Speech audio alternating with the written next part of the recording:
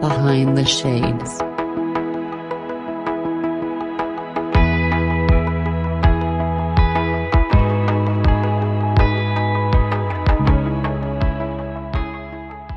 A woman's body is a little bit different because, let's say, once a woman starts menstruating, there's Mhm. different things that they have to do to replenish their body because of that. Yeah.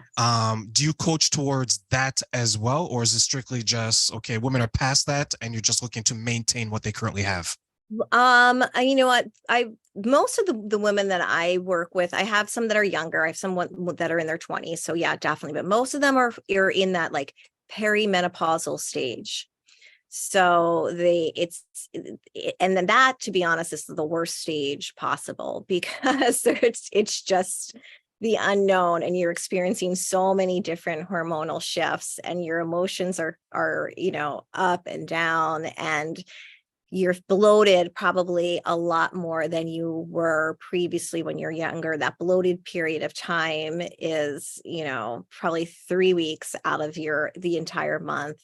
And you're also dealing with, I have a lot of women that are dealing with gut issues. So as they're getting older, there's a lot of gut and inflammation issues. So I'm very cautious too about, again, with supplements, because that's something as well that can create more of those gut type. I mean, a probiotic and prebiotics, those are great.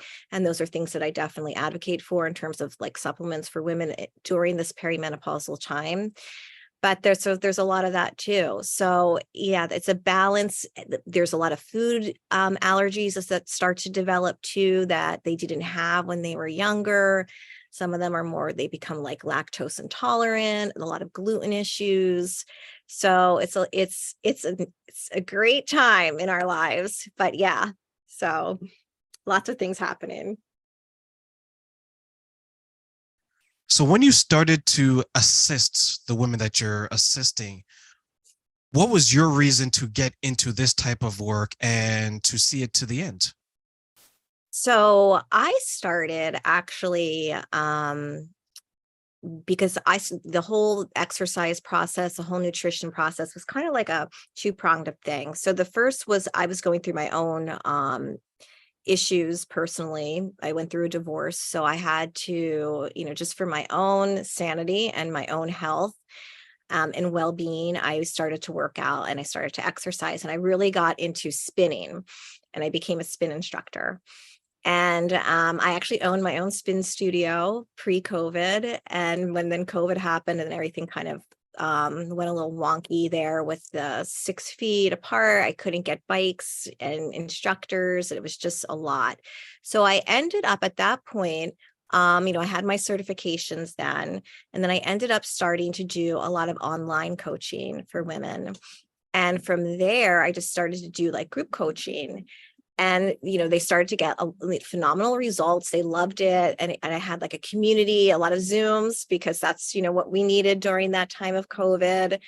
And that's really how I started the whole online coaching. And then from that part, I tweaked it and started to do, because at that I started to see that women really needed more personalized and one-on-one attention. And then that's where I kind of drew into doing more one-on-one.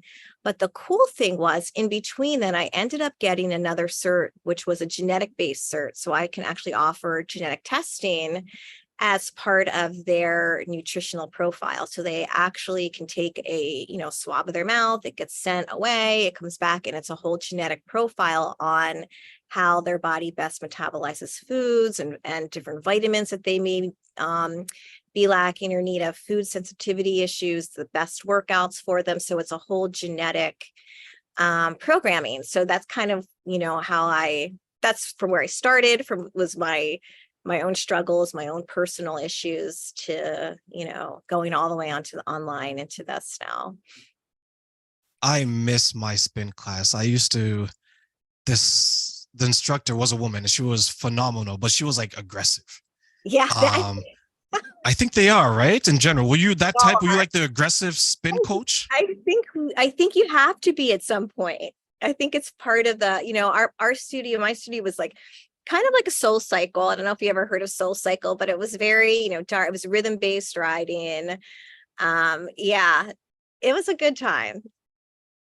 Definitely fun. And Yeah, and she used to say, especially when you're spinning, and she's like, "Okay, stand up," and you'd rise, right, and then Uh-huh. you go back down, then you tighten Yep. the resistance.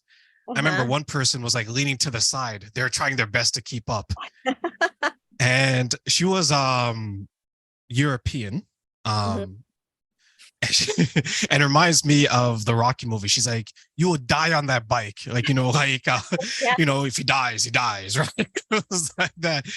And I'm looking and I'm like, oh my goodness. But Yeah. I loved it. I It's found an it funny, but I loved it. yeah, it is. It's like a love-hate relationship. I think it's almost like I always think it's like giving birth. Like you just forget about it. Like when you're doing it, it's like, oh my God, I'm never doing this again. But then it's like when it's over, you almost it's like, nature's way of making you have more kids. You just completely forget about it. I feel like that is like a spin class. Yeah, you're right. It's like one of those moments where it's a struggle when you're going through Mhm. it. But then afterwards you have this like sense of accomplishment and you're like, I did that. I Yeah. created life. I Yeah. was able to do that, right? So how do you keep the women you work with motivated day to day, week to week, month to month when you're assisting them? Yeah, that's a big challenge. And I think that's where the one-on-one coaching comes in with them. So I meet with them weekly. I have an app so I can look at all their stuff in their app. They record everything. We communicate back and forth through the app. But then every week we get on a Zoom, just like this. And I go over their challenges with them, things that they may need to change around. And it's just really a nice 15-30 minute session. I kind of call it like a download. They kind of download their issues and their challenges, and then we construct another plan for them. So it's always, revisiting, always connect. It's a lot of connecting, almost to the point where I become part of their, like their friend, really. Um, their counselor at some point. That's really what it turns into as well, because I'm dealing with a lot of the issues that they may be having, the challenges that they're facing within their life that they have to navigate through in order to get to where they want with their health and their wellness. So it's a lot of one-on-one. Are there any commonalities when it comes to challenges that this demographic of women face that you deal with? Yeah, I really, it's again a lot of the hormonal challenges with them, of what they're feeling, the fatigue, like it's before their gut issues, uh, time management. Time management is constant. It's a constant thing. Very high. I have some women that have a very high demanding jobs. They work from home, but they're on Zoom constantly all day. Um, so that seems to be really the sticking point. And I will tell you, just mindset, motivation, and it really, I try and talk to them a lot about even just with the working out. It's really they have to really try to change the mindset around working out as being something enjoyable that they're doing for their body and their mind, and they have to find something that, like you said, you love to spin. It's not everybody loves it. You have to find something that you love and realize it's not supposed to be something awful. You can't look at it as an awful experience because you're never going to want to do it. It has to be something that you look forward to. So it could be something as easy as walking, just being able to just get out and move. But again, it's just getting their mind, changing around that subject. And so mind shift is a lot too, as well.